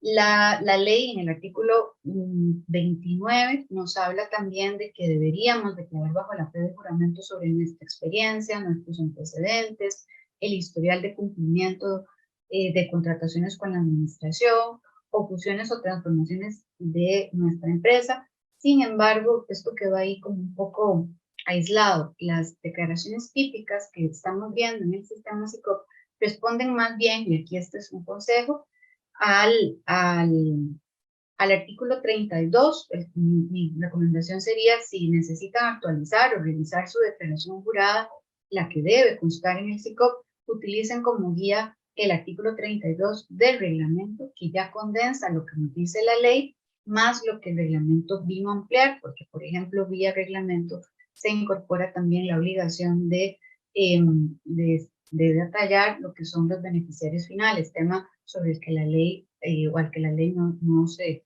refiere, ¿verdad? Entonces, pueden utilizar, por supuesto, ese artículo 32, yo aquí más o menos les planteo una guía, y podría ser en un único documento o lo pueden hacer por separado, inclusive porque en el caso de los beneficiarios finales, el mismo reglamento, el artículo 32, inciso C, dice que esa información, específicamente la de los beneficiarios finales, es información que solo debería ser consultada por la administración. Es decir, que si nosotros queremos sobre eso resguardar la información, el reglamento lo permite, ¿verdad? Mientras que el resto de la información, como es la regla general en la materia de contratación, sería de acceso público. Por otro lado, en estos requisitos normativos generales, hablaríamos de una regla novedosa que está en la Ley General de Contratación Pública en su artículo 49, el de participación única, que impone que una persona física o jurídica solo puede figurar para un mismo concurso en una sola oferta. Y ahí se tiene que decidir si participa como subcontratista, si participa a título de oferente individual o si participa en una forma consorciada o en una oferta en conjunto, si en ese caso el pliego lo permitiera, ¿verdad? Esto aplica tanto a personas físicas como jurídicas, y aplica a los grupos de interés económico. Y esto es muy importante, ya empieza a tener incidencia, ya vemos descalificaciones por un descuido en estos temas, inclusive en temas ya empiezan a haber dudas, por ejemplo, con procedimientos especiales como los de la caja, de la compra de medicamentos, que tienen un registro precalificado y donde un grupo de interés económico puede tener a varias empresas del grupo ahí ya precalificadas. Y, por ejemplo, un día de estos me hacían la consulta de si aplicaba el principio de participación única en esos casos, ¿verdad? Entonces, ya esto empieza a tener sus consecuencias prácticas y es un elemento que obviamente no podemos dejar de lado. La norma plantea que en casos excepcionales, cuando se acredite, eso sí requiere entonces este proceso de verificación previa de mercado, si hubiera, y habla solo, muy importante, de los subcontratistas, si hubiera un número limitado de eventuales subcontratistas, habría que hacérselo ver a la administración. La redacción es un poco confusa, uno entendería que deberíamos poder hacerlo o tenemos que gestionarlo, por ejemplo, en la fase de aclaraciones al pliego o a través del recurso de objeción, dependiendo de cómo lo planteamos, ¿verdad? Para hacerle ver a la administración de esta limitación, pero tendríamos que tener una prueba calificada, ¿verdad? Para ver si la administración modifica la regla y habilita a través del pliego de condiciones la posibilidad de que un mismo subcontratista se forme parte de varias ofertas en ese mismo concurso. Si esto no queda así, esta posibilidad queda vetada, ¿verdad? Por otro lado, muy importante tomar en cuenta el límite y los componentes de la subcontratación, que es una de las formas en las que yo puedo estructurar, la forma en la que voy a participar en este concurso. No cuento con los elementos para cubrir todas las prestaciones del objeto de la contratación, entonces voy a utilizar a un socio comercial que va a ser mi subcontratista. Y ahí tenemos que tomar en cuenta entonces que esta posibilidad está permitida, sin embargo, está permitida bajo ciertas condiciones. Por ejemplo, hay un límite del 50% del monto adjudicado y solo podría realizar el subcontratista prestaciones muy especializadas. Y aquí hay un detalle que la norma pues no lo dice porque ya lo dice en el artículo 18 de la ley, el registro oficial de oferentes y de subcontratistas, pero esto es algo que está pasando. El hecho de que las administraciones y los oferentes se están descuidando en no incorporar en su oferta un subcontratista que previamente esté inscrito en el SICOP. Este es un mandato que ya está y por lo tanto, si yo presento en la oferta, y recientemente les decía, lo acabo de ver, estas típicas ofertas justamente en cierto tipo de servicios, por ejemplo, de mantenimiento, donde una empresa va, en este caso, subcontrataba profesionales, ciertos ingenieros que le apoyarían en la labor de mantenimiento de ciertos equipos. Eso estaba permitido incluso a nivel del pliego, en este caso concreto que les comento, pero los subcontratistas puestos en una oferta como personas físicas, ingenieros, les decía, no estaban inscritos en el SICOP. Pues ese elemento ya determina un componente que perjudica la oferta, ¿verdad? Y eso hay que tomarlo en cuenta. Además, el oferente como tal, además de asegurarnos de que nuestro subcontratista ya está registrado en el SICOP, tiene sus declaraciones al día, su información actualizada, todo lo que la normativa pide para inscribirse en el SICOP, ya yo a nivel de mi oferta tengo que presentar el nombre de estas personas físicas y jurídicas que voy a subcontratar, tengo que describir, detallar el porcentaje de participación y las prestaciones que van a realizar. Y si alguno de mis subcontratistas es una persona jurídica, pues tendré que aportar también la certificación de los titulares del capital social y de los representantes legales de estas. Esto pese a que ya en el SICOP se supone que estaría esto cubierto, ¿verdad? Y ahí en el SICOP estarían también todas las declaraciones juradas de estos subcontratistas. En la subcontratación, como vimos antes también, el principio de participación única también llega hasta ahí, ¿verdad? Y solo de forma expresa y motivada, la administración, como mencionamos, podría habilitar vía pliego de condiciones que un mismo subcontratista pueda participar con varias ofertas en un mismo procedimiento de contratación. Si llegado el momento este subcontratista participó, no el cartel, o sea, esta gestión no se hizo a la administración, nos pasó la oportunidad procesal y no llegamos a plantearle a la administración la posibilidad de abrir el mercado de subcontratistas, por decirlo así, y finalmente al abrirse las ofertas, el mismo subcontratista participó con varios, la administración le solicita a los oferentes acreditar que en el mercado existe un número limitado de subcontratistas. Es como una verificación posterior. Sin embargo, si llega a determinar que ese argumento no procede, vean que aquí la norma confunde porque habla del contratista y aquí todavía no hay un contratista. Aquí todavía estamos en etapa de oferta. El oferente debería adjuntar la manifestación del subcontratista en la que indique con cuál oferta continúa el procedimiento. O sea, que al final se le deja la potestad, o sea, se le da al subcontratista la posibilidad de escoger, ¿verdad? Y sin esa manifestación, o si los estudios técnicos establecen que no es procedente la participación múltiple del mismo subcontratista en varias ofertas, esa oferta o las ofertas en las que este subcontratista aparezca que no fue la escogida por esta empresa o persona física, quedan excluidas. ¿Verdad? Un tema a considerar, un riesgo importante en el tema de la subcontratación. Hay ciertos sectores en donde esto ya está teniendo un peso importante. Y a nivel de subcontratación, solo quería mencionar también que la administración, por ejemplo, podría reconocer un puntaje adicional en el pliego como criterio casi de contratación pública estratégica si se llega a subcontratar pymes locales bajo este criterio de estratégico, ¿verdad?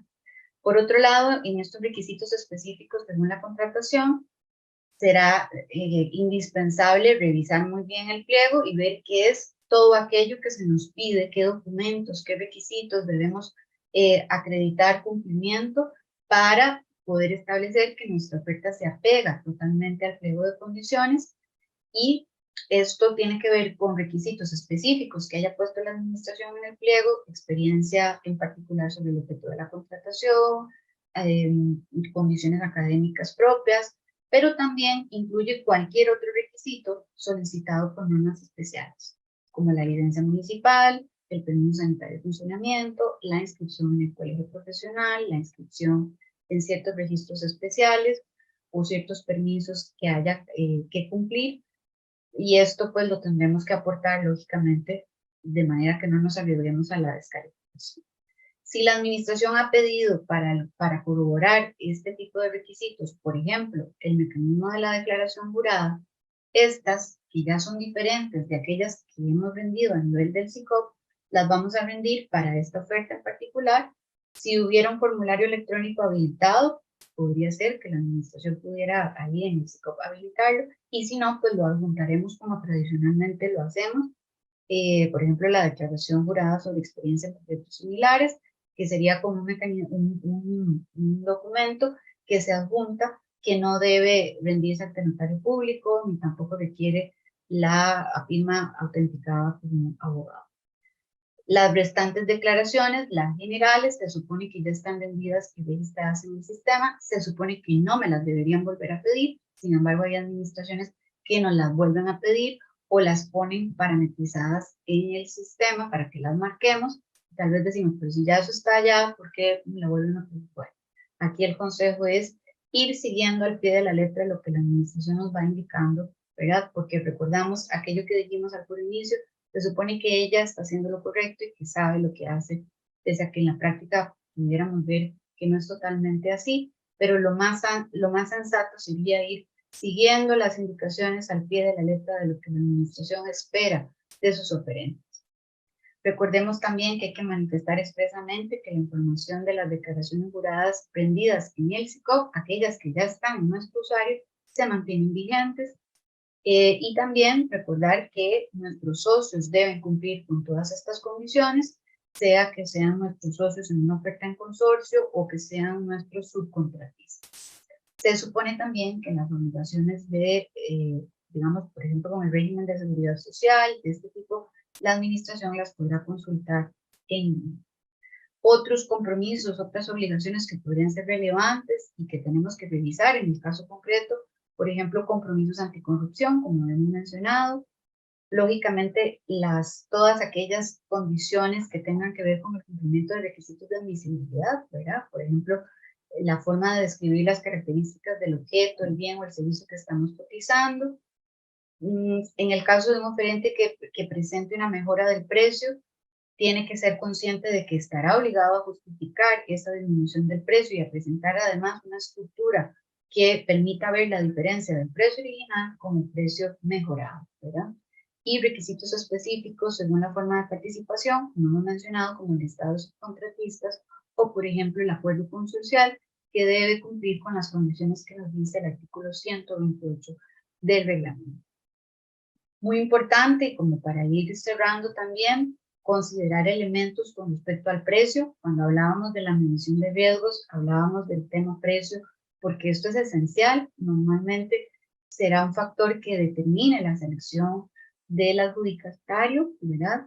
Debe ser un precio que pueda demostrar que es cierto y definitivo.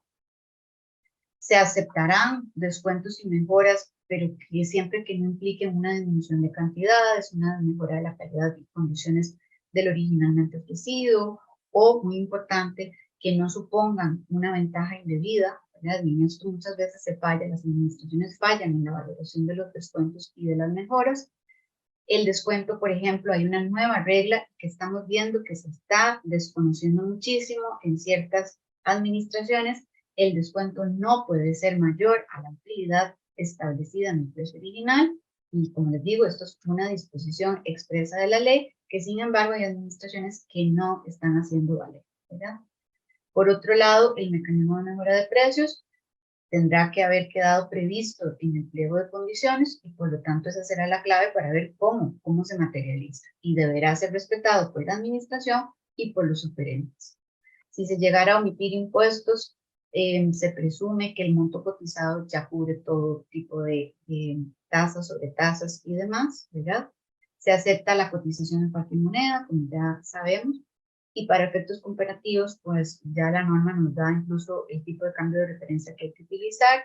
Muy importante tener presente que a nivel del pliego, y por eso volvemos al tema de la importancia de revisar oportunamente el pliego, la administración podría haber limitado la utilidad, poner un piso o poner un techo a una utilidad máxima a través de un acto motivado, pero lo podría hacer, ¿verdad? Y esos elementos marcarán la forma en la que yo vaya a pedir o vaya a cotizar el precio.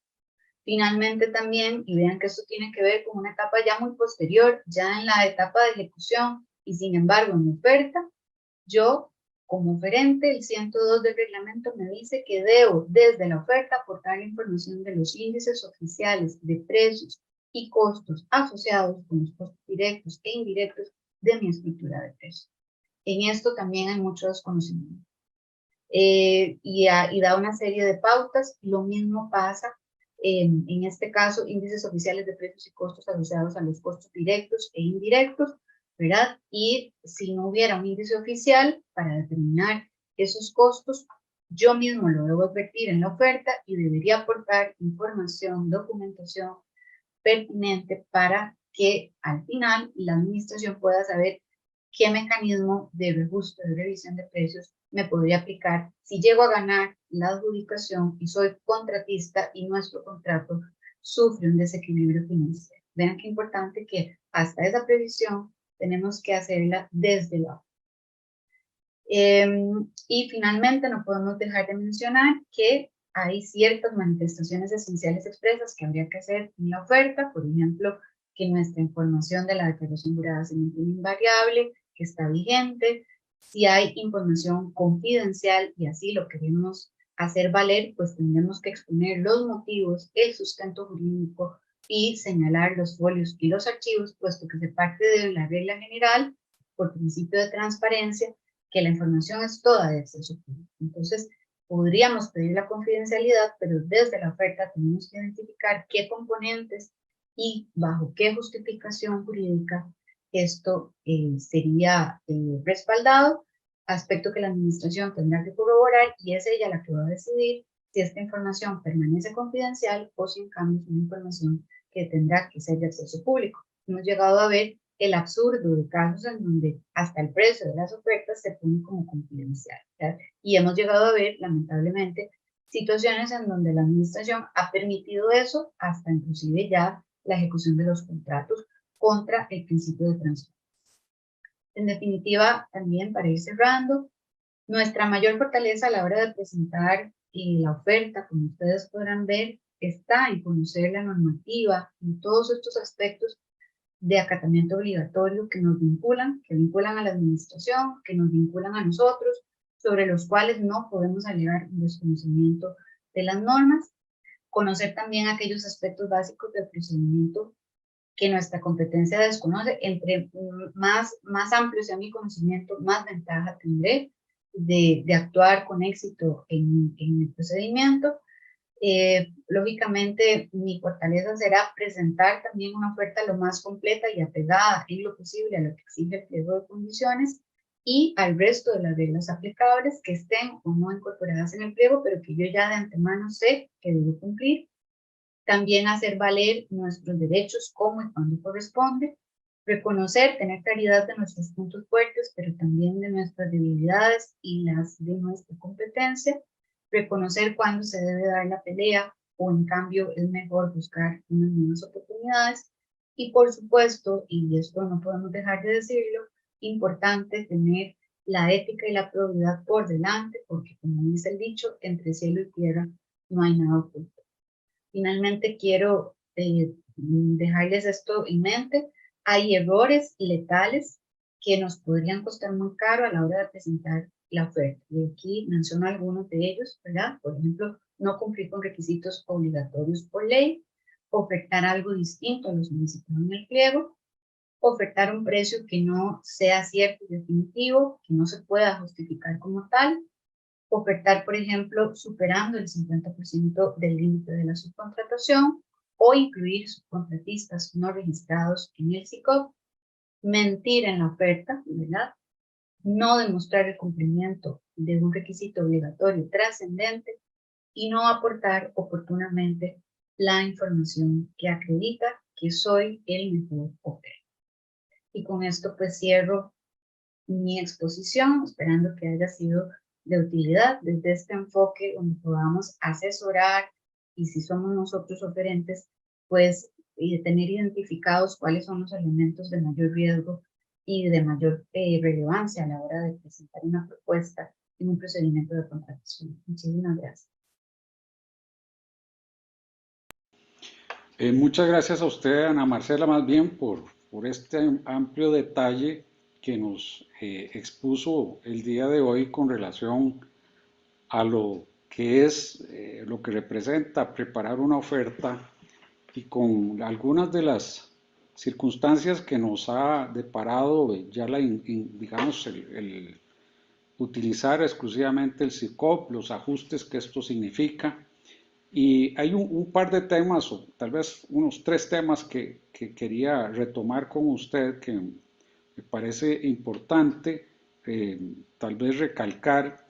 Usted nos hablaba de un principio que no está en la lista de la famosa resolución de la Sala Constitucional de la participación única, y me gustaría ver si puede ampliar un poquito sobre ese principio, porque, pues como usted bien explica, tiene una importante incidencia en el régimen actual y de algún modo es un principio que no es tan familiar como otros que sí pues son más utilizados, más conocidos y que como decía no está en la lista esa que derivó de la famosa resolución 998-98 de la sala, que convendría por eso retomar. Me parece que es un tema que justifica una breve ampliación suya para beneficio de nuestra audiencia.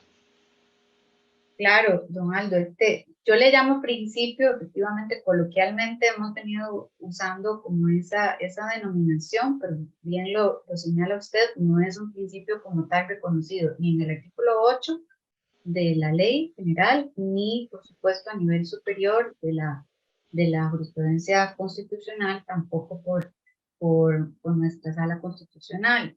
Vamos a decir entonces, tal vez más correctamente es una regla, ¿verdad? legal, a nivel legal y desarrollado a nivel reglamentario, que impone un límite a la participación, que ya por ahí hemos conversado algunos colegas que podríamos tener dudas sobre la, digamos, la fortaleza o la fuerza que pueda tener si en algún momento se llega a cuestionar, porque efectivamente la ley nos está diciendo que, por ejemplo, en mi caso, si quiero participar en una determinada licitación, pensemos que vaya a haber una contratación de servicios de capacitación, que es una de las áreas en las que, por ejemplo, yo doy servicios, y quiero participar a título personal, pero también me quiero asociar con usted, por ejemplo, o con algún otro colega y presentar una oferta en consorcio para dar una capacitación. En ese mismo concurso, pues no podría yo tener esa versatilidad, si se quiere, ¿verdad? Si lo pasamos al plano de un grupo de interés económico que tiene varias empresas que manejan marcas distintas, pero que todos pertenecen a una misma familia empresarial, por decirlo así, ese grupo de interés económico tiene que escoger previamente cuál es su oferta más competitiva y a qué le apuesta para participar en ese procedimiento. Y eso, claro, ya está generando preocupación en ese ámbito. Por ahí que se ha discutido, y yo aquí quiero aclarar que yo con esto no me posiciono ni a favor ni en contra, es decir, tengo mi, sí, bueno, ahora me voy a un poquito ahondar en eso, pero quiero decir que aquí hay formas y formas de verlo. Por un lado se habla de que lo que se busca es una competencia efectiva, más allá de una competencia formal y ficticia que pueda plantearse ahí, ¿verdad? Y eso pues uno lo puede ver como sano.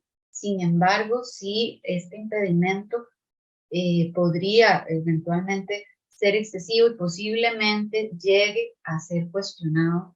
O sea, creo que la posibilidad está ahí bastante cercana porque toca efectivamente el ámbito más sensible del decidir cómo quiero participar en un procedimiento, ¿verdad?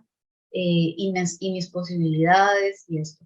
Yo creo que también hay que verlo en un contexto global, donde la ley pues plantea también, por ejemplo, si uno se pone a ver el tema del principio, vamos a decir, o más bien la regla de tratar de promover la participación en los procedimientos de construcción de las pymes, de las pequeñas y medianas empresas, pues uno podría pensar, bueno, una medida como estas tal vez las favorece, porque si un grupo de interés económico va a competir con varias pymes, pues ya se le limita, ya tiene que decidirse por qué, y entonces habrá más oportunidades. Al final todo en conjunto suma, pero si uno lo ve de manera aislada y si esto no se articula correctamente, posiblemente no vamos a lograr el efecto que el legislador buscaba. Y ese es un riesgo que hay ahí, ¿verdad? Pero sí, es una regla novedosa, es una regla que empieza a generar preocupación y que, por ejemplo, si lo trasladamos al ámbito de los subcontratistas, también genera una preocupación porque hay ciertos sectores en donde ya además, entonces, mi subcontratista ya no puede, se tiene que decidir por un único socio comercial, ¿verdad? Entonces, sí está, he visto ya sectores, por ejemplo, de ciertos servicios de laboratorios y así, donde ya esto empieza a tener repercusiones y genera preocupaciones importantes.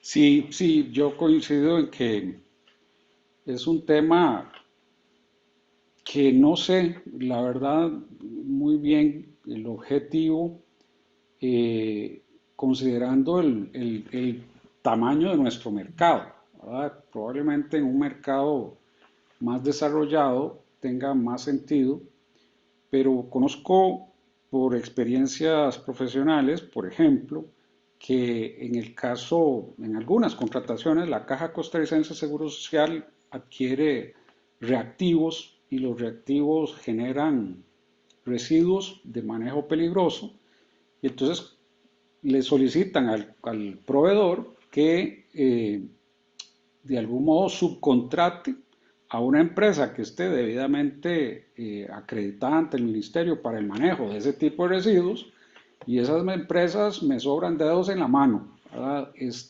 Realmente que estén debidamente, digamos, reguladas y avaladas por el ministerio, no llegan a 5. Entonces, en esos supuestos, estas circunstancias pueden tener más bien un efecto contrario al deseado, ¿verdad? Y peor aún con las reglas que luego se establecen cuando, por decir, cuando usted lo explicaba, por ejemplo, bueno, y la administración le pide a uno que demuestre que es que no hay otras opciones, no hay otras alternativas, y eso podría llegar en una deriva donde al final es el subcontratista el que escoge a Ya. quién básicamente se le va a adjudicar, porque en eso termina, ¿verdad? Y eso sí, sí me parece a mí que es un tema que merece, y por eso se lo planteaba, una reevaluación, ¿verdad? Normalmente, a veces las normas per se no parecen ser, digamos, de efectos negativos, pero una vez que se les aplica, empiezan a evidenciarse esos efectos y me da la impresión de que algo como eso puede llegar a suceder en este caso concreto. Y el otro tema que quería comentar, y usted lo mencionó, es el de los subcontratistas, está obviamente relacionado con esto, pero también la regulación conforme a la cual el subcontratista debe estar registrado en SICOP y otra serie de disposiciones que deben ser acreditadas, cumplidas para yo poder acudir a este subcontratista, cosa que antes, bueno, tal vez en obra pública sí se pide un poco más detalle de algunos, pero en realidad no era algo tan rígidamente regulado. Usted lo comentó, pero no sé, quería oír su comentario sobre si esta regulación más, qué sé yo, más rígida que la anterior con relación a los subcontratistas, como exigirles un registro previo y demás, en un mercado pequeño como el nuestro, no sé, de algún modo también me deja preocupado de que eso pueda reducir la concurrencia, no necesariamente de los subcontratistas, sino de los contratistas, porque de pronto ya yo no tengo las opciones de subcontratistas que el mercado me ofrece, sino exclusivamente aquellas que el SICOP me ofrece, ¿verdad? Entonces, ¿por qué? Porque pues algunos no estarán registrados o están registrados pero ya eligieron a otro y de algún modo eso pueda eventualmente generar, no sé qué le parece a usted, una restricción, porque si yo llegué tarde a la escogencia de subcontratistas, podría no ser posible ya, por lo menos, participar en algún concurso en el que sea necesariamente requerida el concurso de un subcontratista. No sé qué le parece a ustedes. Sí, efectivamente, el tema de la subcontratación, digamos, en mi experiencia personal, yo lo he ido viendo como que ha ido evolucionando. Es uno de esos temas que uno va viendo que tienen como un cierto movimiento, ¿verdad? En la normativa anterior, en la normativa precedente, pues estaba la obligación también, el límite del 50% ya estaba también la obligación de aportar el listado de subcontratistas, pero efectivamente, como usted dice, esto se fue como formalizando mucho más, se fue haciendo un requisito mucho más rígido, ¿verdad?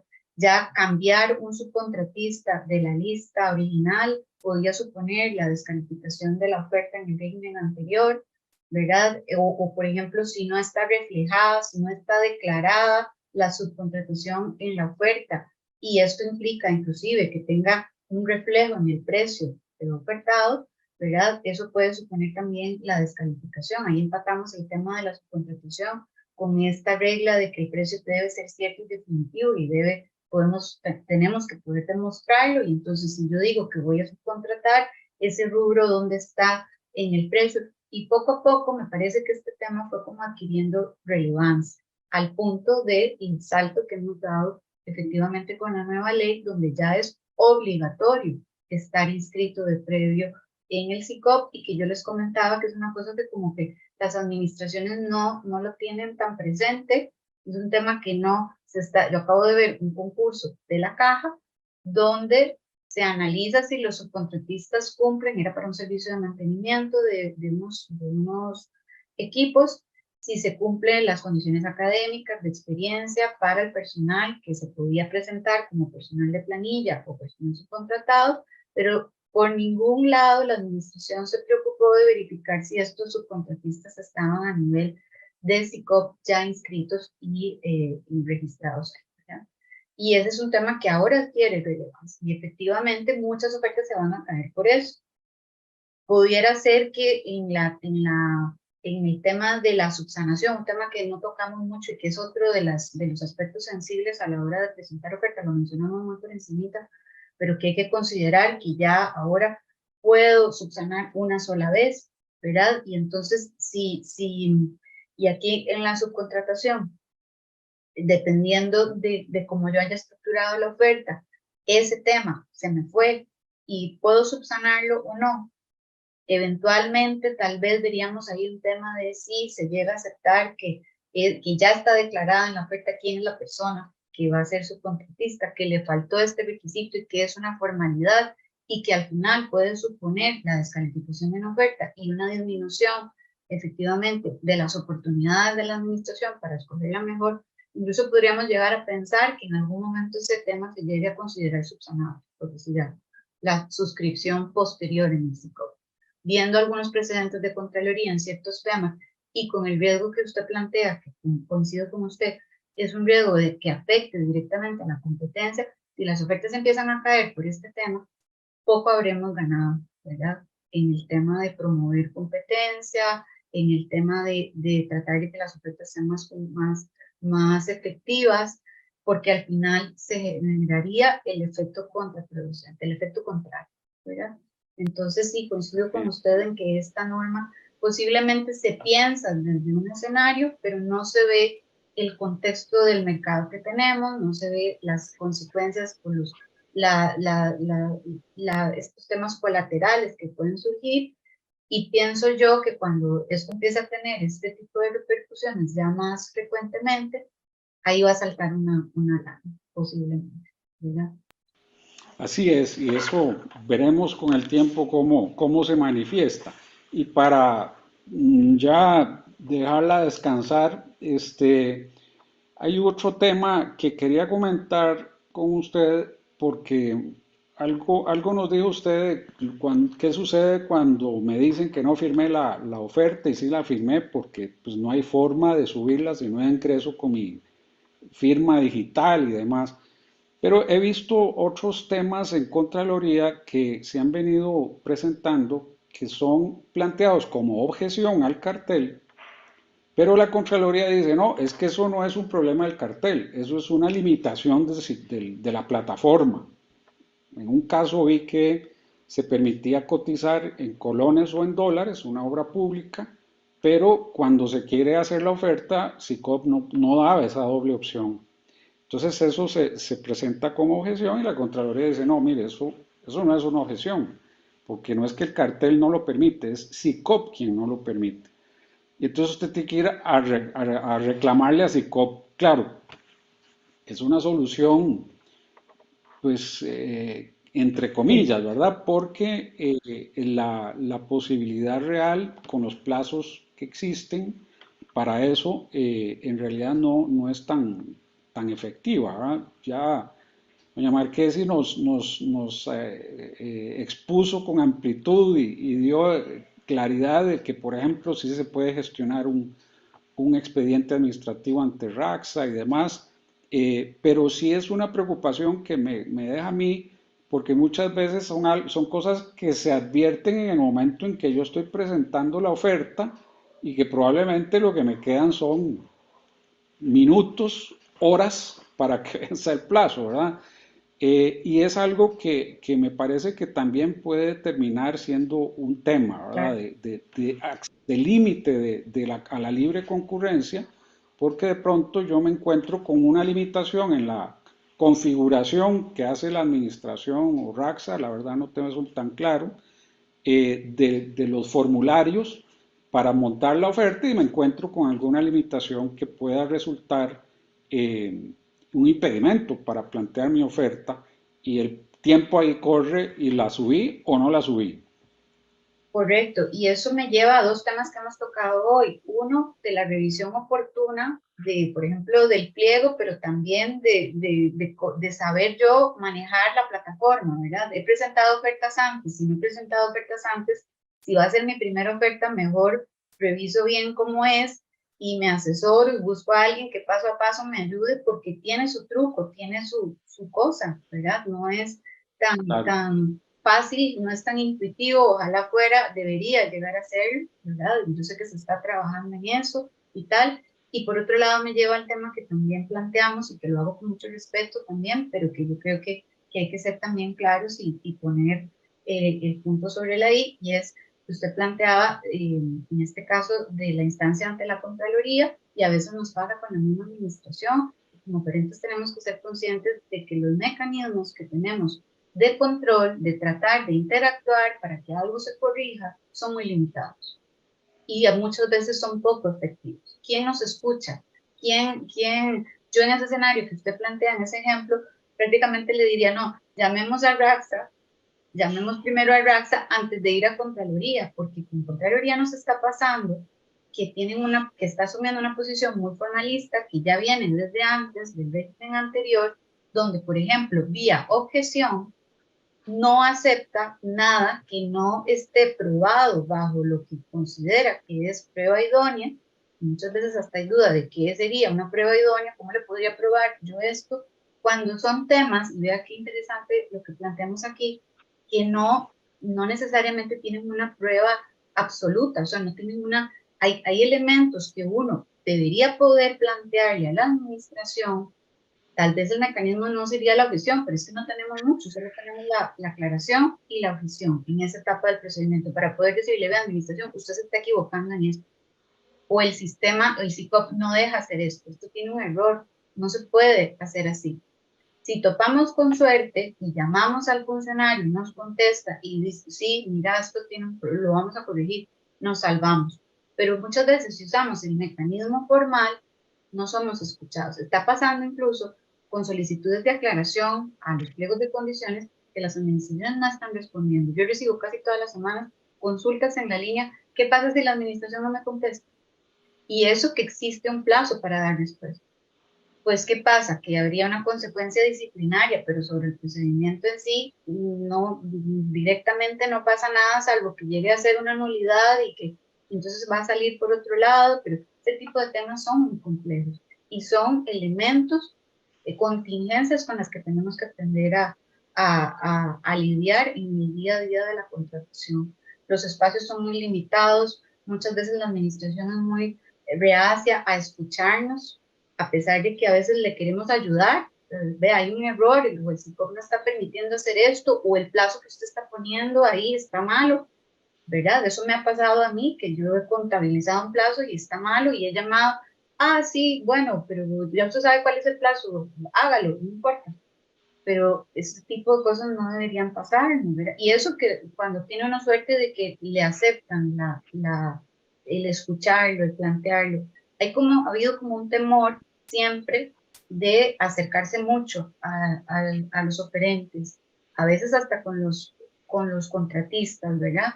Y eso se vuelve una barrera, eso se vuelve un problema en la efectividad del trámite. Y en esta etapa pienso yo también que estamos en una curva de aprendizaje donde podríamos, o sea, partiendo de que todos actuamos de buena fe, ¿verdad? Y que hay deberes éticas y de probidad que todos cumplimos, no debería ser tan cerrada la posibilidad de decirle a la administración, vea, está fallando en esto. Por ejemplo, que yo ponía de la estimación económica del objeto incorrecto, o el de poder ir una cláusula o imponer un requisito en el cartel, en el pliego de condiciones, como llamamos ahora, que no es conveniente para el negocio. Si son temas de oportunidad o de conveniencia, yo tuve un caso donde todos le decían a la administración, varios objetantes, plantear este servicio de esta manera, era un servicio de un data center, fuera del país, encarece mucho los costos. Esto va a subir los costos. No se lo dijo a la Contraloría y a la administración una empresa, se lo dijeron como 5. Y todos los recursos fueron rechazados porque eso no es eso no está demostrado como una violación a la libre concurrencia o a la igualdad de trato. Matemáticamente eso no sería en criterio de la Contraloría eso. ¿Qué pasó? Cuando el concurso se abrió, luego la administración no pudo adjudicar porque todos los precios eran muy altos, justamente por esa condición. O sea, hay una valoración que el mercado le expresa a la administración y hay oídos sordos. Simplemente no no hay. Y ese tipo de contingencias pasan y todos los días, ¿verdad? Así es, coincido con usted totalmente y bueno, creo que un poco la tal vez recomendación es no esperar al último momento a montar en la plataforma la oferta, sino hacer como una corrida preliminar para ver qué está establecido como formulario, porque incluso a veces se preparan documentos y se hace una serie de documentación que al final está en formularios, entonces no hace falta que sea haberla preparado. En fin, hay una serie de temas que solo se pueden ir descubriendo si se va haciendo una Con corrida tiempo. Sí, sí. preliminar de cómo está estructurado en el SICOP esa oferta o ese concurso en particular. Pero bueno, no, yo aquí podríamos seguir horas y yo sé que usted tiene otro horario en este momento, la voy a dejar descansar y no le prometo, eso sí, que no la volvamos a invitar porque ha sido muy útil su exposición, muy práctica y es algo que nos interesa a todos, incluyéndome a toda la audiencia de nuestro grupo de estudio. Agradecerle de nuevo a Ana Marcela su tiempo